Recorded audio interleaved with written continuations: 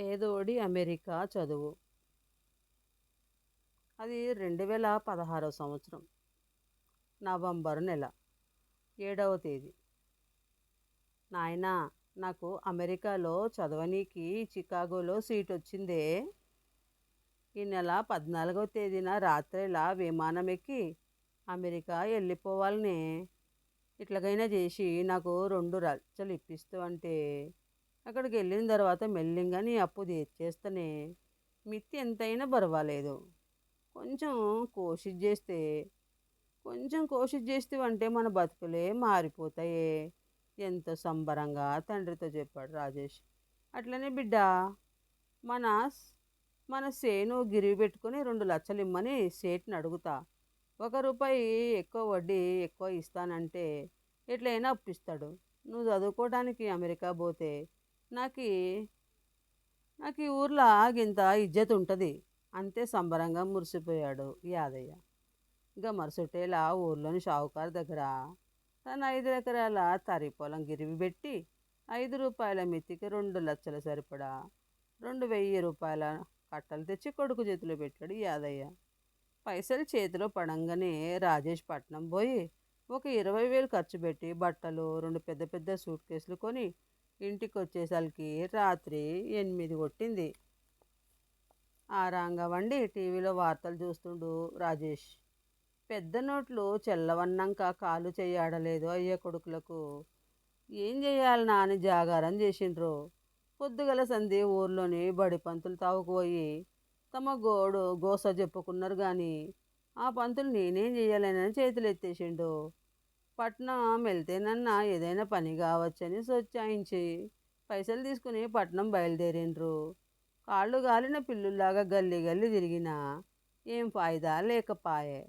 ఒక తావున పాత నోట్లకు కొత్త నోట్లు ఇస్తామని బోర్డు చూసి అక్కడ సేటు దగ్గర చేతులు కట్టుకుని నిలబడి తమ తక్లీఫ్ చెప్పుకుంటే, ఏ ఊరికి వెళ్ళొచ్చిండ్రు మీరు? పాత నోట్లకు కొత్త నోట్లు ఇస్తామంటే అది ఇంతకు ముందటి సంగతి. నెట్నటి సంధి పాత పెద్ద నోట్లు ఏవి చెల్లకపాయే. అట్లాంటి నోట్లు తీసుకొని నేనేం చేసుకోవాలి? దానికి ఒకటే తావున్నది. నాకు 100 రూపాయలకు 40 రూపాయలు కమిషన్ ఇస్తే, తావున ఉన్న 100 రూపాయల నోట్లు ఇస్తే నీకు ఇంకా పైసలుతో నువ్వు అమెరికా పోవచ్చు. ఏమంటావు? కళ్ళజోడులోంచి ఊరచూపులు చూశాడు సేట్ చమన్లాల్. బిడ్డ, ఏంద్రా గిట్లాయే? ఒక్క దినం లోపట మన బతుకులే మారిపాయే. ఏం చేద్దామంటావు? దీనంగా అడిగాడు యాదయ్య. నాయనా, మన తావున ఇప్పుడు 1,80,000 దాకా ఉన్నాయిగా. మీదికెళ్ళి 80,000 పోయినా ఈ సేట్ లచ్చన్న మన చేతిలో పెడతాడు. ఆ లచ్చతోని విమానం టికెట్ కొన్నాక కూడా ఓ 50,000 దాకా మిగులుతాయి కదా.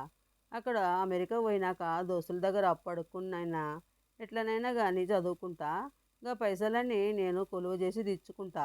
నిమ్మలంగా మన ఊరు సేటుక బాకీ పైసలు కూడా నీకు పంపుతా. పరేషన్ గాకు అని ధైర్యం చెప్పిండు రాజేష్. సేటు, నా బిడ్డ మాటే నా మాట. మా తావన 1,80,000 ఉన్నాయి. నీ కమిషన్ పోగా దానికి ఎన్ని పైసలు ఇస్తావో చెప్పు, విధి లేక అడిగాడు యాదయ్య. నా కమిషన్ పోగా నీకు 1,08,000 వస్తాయి. నా కమిషన్లోనే 30% ఆదాయ పన్ను గట్టాలనాయే. చాలా పరేషాన్ ఉంటుంది నాకు. అమెరికాలో నీ బిడ్డ చదివితే నీ ఇజ్జత్ బాగుంటుందని పైసలు ఇస్తుండా కానీ లేకుంటే వారం 10 దినాలు నాకు ఎంత కష్టమవుతుందని, ఎంత పరేషాన్ అవుతుందని అంటూ నీళ్ళు నమ్లాడు సేటు చమన్లాల్. అట్లనే సేటు, ఊరగా 100 రూపాయల నోట్లు ఇస్తే వచ్చి నీ కడుపును బుడతా సేటు. ఇగో నా తావున ఉన్న పైసలు లెక్క పెట్టుకో, ఎక్కువ తక్కువ ఏమైనా ఉన్నాయేమో చూడు అంటూ తన దగ్గరున్న 1,50,000 పైసలు సేట్ చేతిలో పెట్టిండు రాజేషు. సేట్ చమన్లాల్ ఆ పైసల్ని ఒక మిషన్లో పెట్టి ఇంట్లోకి తీసుకుపోయి ఒక 10 నిమిషాలు అయినాక 10 రూపాయల కట్టలు 10 రూపాయల కట్టలు తెచ్చి యాదయ్య చేతిలో పెట్టిండు. అక్కడి నుంచి బయలుదేరి తోవపంట నడుస్తా అంటే పక్క పంటి ఒక బోర్డు చూసిండు రాజేషు. బాపు, అక్కడ పైనున్న ఆఫీస్లో గాలి మోటార్లకు టికెట్ ఇస్తారంట. ఒక పాలే టికెట్ కొని ఊరికి పోతే నిమ్మలంగా అమెరికా పోయే దినం నాడు సక్కంగా గాలి మోటార్ ఎక్కి తావుకే పోవచ్చు. అమెరికాకు పోయేటందుకు టికెట్లు ఉన్నాయో లేవో అరుచుకుందాం పద బాపు. గట్లనే బిడ్డ, ఈ పట్టణంలో సంగతి నాకేం తెలుస్తుంది? నీవు అనుకున్నట్లే కానీ. ఇద్దరు బంగ్లాలను ఆఫీసులో అడుగుపెట్టారు. సార్ నాకు అమెరికాలో చదవనీకి సీట్ వచ్చింది. ఇక్కడి నుంచి చికాగో వెళ్ళడానికి ఎంత ఖర్చు అవుతుందో జర చెప్తారా అడిగాడు రాజేష్. చికాగోకు ఇక్కడి నుంచి డైరెక్ట్గా ఫ్లైట్ లేదు. ఇక్కడ నుంచి వాషింగ్టన్ కానీ న్యూయార్క్ కానీ వెళ్ళి అక్కడ నుండి చికాగో వెళ్ళవచ్చు.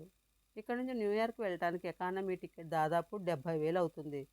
మీరు న్యూయార్క్ వెళ్ళిన తర్వాత అక్కడ నుంచి డొమెస్టిక్ ఫ్లైట్లో చికాగో వెళ్ళవచ్చు. నీకు ఇష్టమైతే న్యూయార్క్ టికెట్ బుక్ చేస్తాను అన్నాడు శామ్యూల్.